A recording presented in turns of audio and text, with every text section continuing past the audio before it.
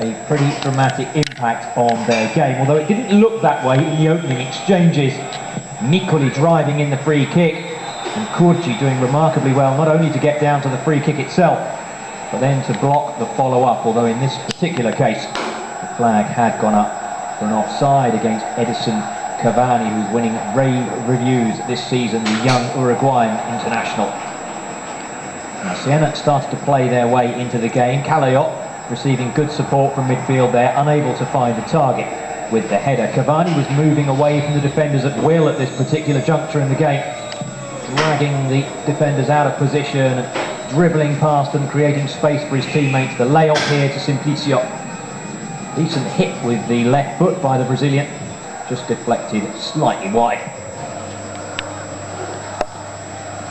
And Siena have a splendid young South American of their own, the number 2 Juan Zuniga. And in the picture there, attacking right back, Colombian, being eyed enviously by a number of Italy's bigger clubs, as well as clubs around Europe. He's had a splendid season after forcing himself into the team following the opening exchanges of the campaign. Marco Giampaolo, you saw the fighting spirit there. Siena may be safe from relegation mathematically, but he was still after the 3 points, and very evidently so. Now, they felt the home side, but they should have had a penalty in the opening moments of the second half. Gonzal is the man who goes down, but replay suggests that the referee probably got that one right. It was a tough call. Benefit of the doubt on this occasion going towards the defending side. Kier was the man beaten initially. He passed a late fitness test, wasn't expected to play, the young Dane. Came through the fitness test okay though, took his place in the centre of the Palermo defence.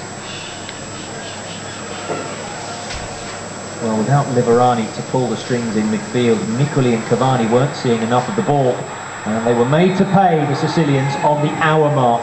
Calleot, who'd been relatively quiet in truth, allowing to run across his body before firing it home with his left foot. Good work though on the far side by Zuniga. A little double step over the pass in field, and the run continued. And Calleot, who was born and brought up in Palermo, smashing home a fine goal.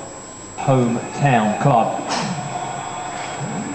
He's been a consistent scorer throughout his career at Serie B level. Calleot has never really quite part at Serie A level. That was his 5th of the season, however, which isn't too bad considering that he hasn't been a first choice for very long.